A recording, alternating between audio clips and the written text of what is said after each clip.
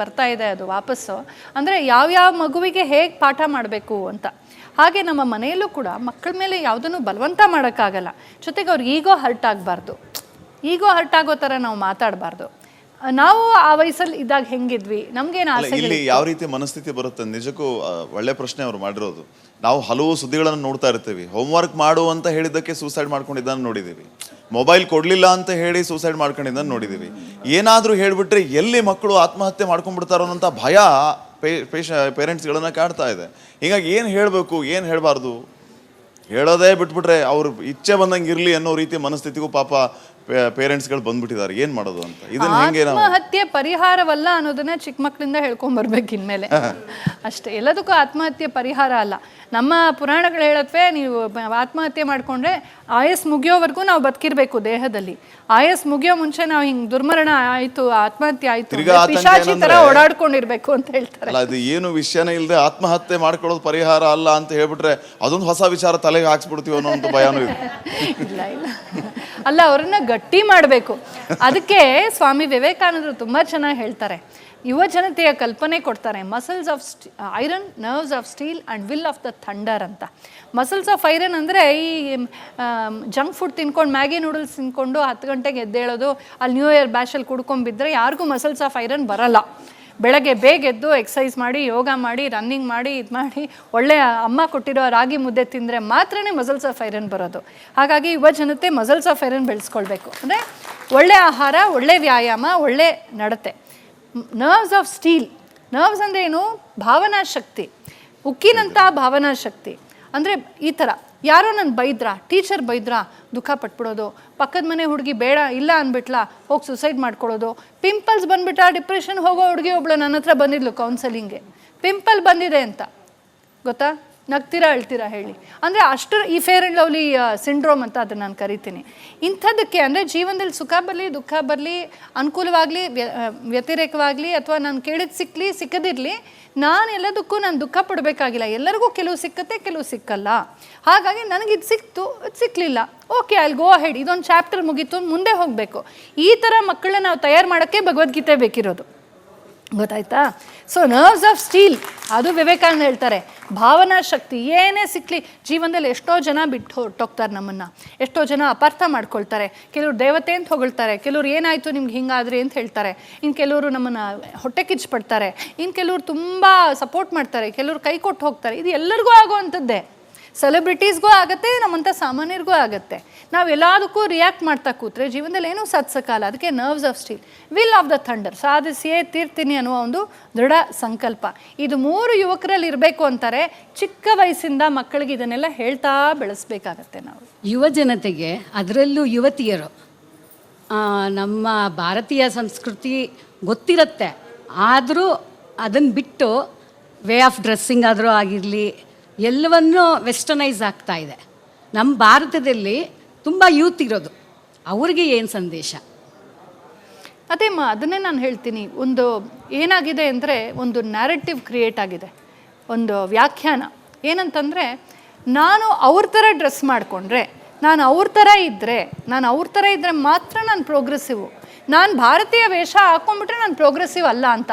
ಅದನ್ನು ನಾವು ಇದು ಸರಿ ಮಾಡಬೇಕು ಅಂದರೆ, ನಾನು ಏರ್ಪೋರ್ಟ್ಗೆ ಹೋಗಲಿ, ಎಲ್ಲಿಗೆ ಹೋಗಲಿ ಭಾರತೀಯ ವೇಷದಲ್ಲೇ ಹೋಗ್ತೀನಿ, ಕನ್ನಡ ಪುಸ್ತಕನೇ ಓದ್ತೀನಿ, ಅಲ್ಲಿ ಕೌಂಟರಲ್ಲಿ ಮೊದಲು ಕನ್ನಡ ಮಾತಾಡ್ಸ್ತೀನಿ ನಾನು. ಈಗ ನಮ್ಮವ್ರು ಏನು ಮಾಡ್ತಾರೆ ನೋಡಿ, ಬೇರೆಯವ್ರಿಗೆ ಅದಿಲ್ಲ.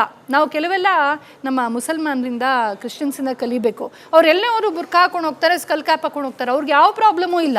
ಆದರೆ ನಾವಿದ್ದೀವಲ್ವಾ, ಬೆಳಗ್ಗೆ ಲಲಿತಾ ಸಹಸ್ರನಾಮ ಮಾಡಿ, ಕುಂಕುಮ ಇಟ್ಕೊಂಡು ಪೂಜೆ ಮಾಡಿಬಿಟ್ಟು ಹೊರಡ್ತೀವಿ, ಕುಂಕುಮ ಎಲ್ಲ ಅಳಿಸ್ಬಿಟ್ಟು ಬರ್ಮುಡ ಹಾಕ್ಕೊಂಡು ಹೋಗ್ತಾರೆ. ಯಾಕೆ? ಸೀರೆ ಉಟ್ಕೊಳ್ಳೋಕ್ಕೆ, ಕುಂಕುಮ ಇಟ್ಕೊಳ್ಳೋಕೆ ಏನು ಪ್ರಾಬ್ಲಮ್? ಏರ್ಪೋರ್ಟಲ್ಲಿ, ಮಾಲಲ್ಲಿ ಕೀಳರಿಮೆ, ಆ ಕೀಳರಿಮೆನೇ ನಾನು ಬೇಡ ಅಂತ ಹೇಳೋದು. ಈ ವಿಚಾರದಲ್ಲಿ ಸರಿ ಹೋಗುತ್ತೆ. ಈಗ ನೀವು ಹೇಳ್ತಾ ಇದ್ರಿ, ಈಗ ಕುಂಕುಮ ಅಳಿಸ್ಕೊಂಡು ಬೇರೆ ಕಡೆ ಹೋಗ್ತಾರೆ ಅಂತ. ಹೆಣ್ಮಕ್ಳು ಅರಿಶಿನ ಕುಂಕುಮ ಕೊಡೋದಕ್ಕೆ ಬಂದ್ರೆ ಈಗಿನ ಹೆಣ್ಮಕ್ಳು ಕೆಲವರು ಯಾವ ರೀತಿ, ಸ್ವಲ್ಪ ಕೊಡಿ, ಇಲ್ಲಿ ಇಷ್ಟೇ ಇಡಿ, ಇಲ್ಲಿ ಅರಿಶಿನ ಇಲ್ಲಿ ಇಡಿ ಅಂತ ಹೇಳ್ತಾರೆ. ಇದು ಬದಲಾಗಬೇಕು. ಅಲರ್ಜಿ ಅಂತ, ಕುಂಕುಮಕ್ಕಿಂತ ಪಿಂಪಲೇ ದೊಡ್ಡದಾಗಿರುತ್ತೆ. ಸೊ ಏನಂದರೆ, ಅದೊಂದು ನ್ಯಾರೇಟಿವ್. ಅದನ್ನೇ ನಾನು ಇಷ್ಟೊತ್ತು ಹೇಳೋಕ್ಕೆ ಟ್ರೈ ಮಾಡಿದ್ದು. ಬಾಲಿವುಡ್ ಆ ನ್ಯಾರೇಟಿವ್ ಕ್ರಿಯೇಟ್ ಮಾಡಿದೆ. ಹೇಗೆ ಅಂತ ಉದಾಹರಣೆ ಹೇಳ್ತೀನಿ ನೋಡಿ. ಸಾಮಾನ್ಯವಾಗಿ ಹೇಳ್ತಾ ಇರ್ತೀನಿ ನಾನು ಇದನ್ನು. ಈಗ ಬಾಲಿವುಡ್ ಆಗಲಿ, ಎಲ್ಲ ಸಿನಿಮಾಗಳಲ್ಲೂ ಅದೇ ಕತೆ. ಬಾಲಿವುಡ್ಡು ಶುರು ಮಾಡಿದ್ದು ಕಸನ. ಈಗ ಒಂದು ಸ್ತ್ರೀಯನ್ನು ಭಾಳ ಕಷ್ಟಪಡ್ತಾ ಇದ್ದಾಳೆ ಅಂತ ತೋರಿಸ್ಬೇಕು. ತುಂಬ ಶೋಷಿತಳು, ಅತ್ತೆ ಕಾಟ ಕೊಡ್ತಾಳೆ, ಗಂಡ ಕಾಟ ಕೊಡ್ತಾನೆ, ಎಲ್ಲರೂ ಕಾಟ ಕೊಡ್ತಾಳೆ, ಪಾಪ ಕಷ್ಟಪಡ್ತಾ ಇದ್ದಾಳೆ. ಆಗ ಅವಳಿಗೆ ಉದ್ದ ಜಡೆ ಇರುತ್ತೆ, ಸೀರೆ ಉಟ್ಕೊಂಡಿರ್ತಾಳೆ, ಕುಂಕುಮ ಇಟ್ಕೊಂಡಿರ್ತಾಳೆ. ಅವಳು ಯಾವತ್ತು ಎಂಪವರ್ಡ್ ವುಮೆನ್ ಆಗಬೇಕೋ ಆವಾಗ ಅವಳು ಫಸ್ಟು ಡ್ರೆಸ್ ಚೇಂಜ್ ಮಾಡಿಬಿಡ್ತಾಳೆ, ಗಂಡ್ಸ್ ಥರ ಡ್ರೆಸ್ ಮಾಡ್ಕೊಳ್ತಾಳೆ. ಜೀನ್ಸ್ ಪ್ಯಾಂಟ್, ಮಾಲಾಶ್ರೀ ಈ ಥರ ಮಾಡಲ್ಸ್ ಬಂದ್ಬಿಡುತ್ತೆ ಆವಾಗ. ಯಾಕೆ? ಸೀರೆ ಉಟ್ಕೊಂಡು ಝಾನ್ಸಿ ರಾಣಿ, ಕಿತ್ತೂರು ರಾಣಿ ಚೆನ್ನಮ್ಮ, ಅಬ್ಬಕ್ಕ ದೇವಿ ಎಲ್ಲ ಯುದ್ಧ ಮಾಡಲಿಲ್ವಾ? ಇವರು ಜೀನ್ಸ್ ಹಾಕ್ಕೊಂಡು, ನೈಲ್ ಪಾಲಿಶ್ ಹಾಕ್ಕೊಂಡು, ಜಿರಳೆ ಕಂಡು ಕಿಟಾರ್ ಅಂತ ಹೆದರ್ಕೊಂಡು ಹಾರಲ್ವಾ? Empowerment is not in dress. ಅದು ನಾನು ಹೇಳ್ತಾ ಇರೋದು. ಎಂಪವರ್ಮೆಂಟ್ ಇದೆಯಲ್ಲ, ಅದು ನಮ್ಮ ವೇಷದಲ್ಲಿಲ್ಲ, ಅದು ನಮ್ಮ ನಡೆಯಲ್ಲಿದೆ, ನಮ್ಮ ನಡೆಯಲ್ಲಿದೆ. ನೀವು ಫಸ್ಟಲ್ಲೇ ಹೇಳಿದ್ರಿ ಮಕ್ಕಳಿಗೆ ಈ ಥರ ಸ್ಕೂಲುಗಳಲ್ಲಿ ಬಿಂದಿ ಇಲ್ಲ, ಬಳೆ ಇಲ್ಲ, ಹೂವಿಲ್ಲ, ಜಡೆಗಳು ಹಾಕ್ಕೊಂಡು ಹೋಗ್ಬಾರ್ದು.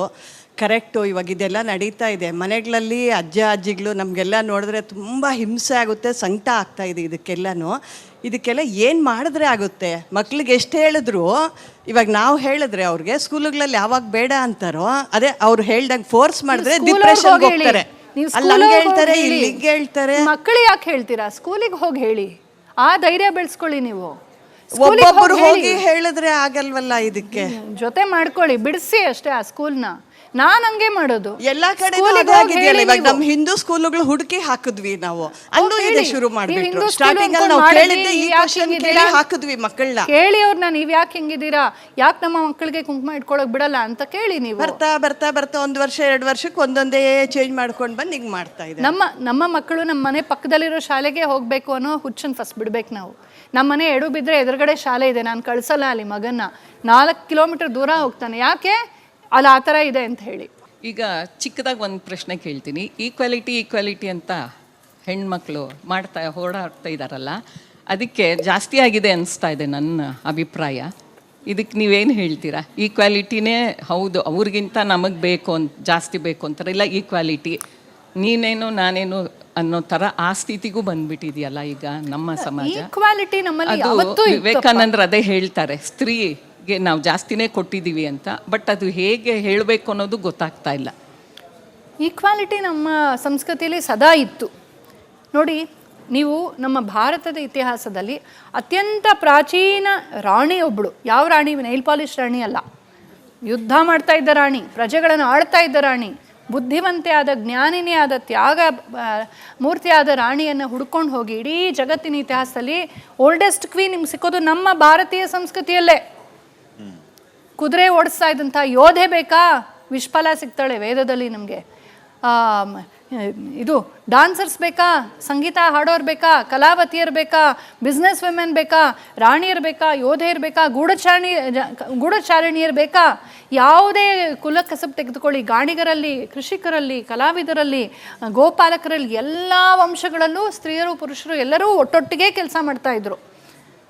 ಎಲ್ಲ ಒಟ್ಟಿಗೆ ಮೊನ್ನೆ ಇವತ್ತಿಗೂ ಕೂಡ ಹಳ್ಳಿ ಕಡೆ ಹೋಗಿ ಗಾಣದ ಕೆಲಸ ಇಬ್ಬರು ಮಾಡ್ತಿರ್ತಾರೆ, ಕೃಷಿ ಕೆಲಸ ಇಬ್ಬರು ಮಾಡ್ತಿರ್ತಾರೆ, ಶೆಟ್ಟಿ ಅಂಗಡಿಗೆ ಹೋಗಿ ಶೆಟ್ರಮ್ಮ ಇಬ್ಬರು ಕೂತ್ಕೊಂಡು ಕೆಲಸ ಮಾಡ್ತಿರ್ತಾರೆ. ಎಲ್ಲ ಕಾಲದಲ್ಲೂ ಎಲ್ಲರೂ ಒಟ್ಟೊಟ್ಟಿಗೆ ಕೆಲಸ ಮಾಡಿದ್ದೆ. ಆದರೆ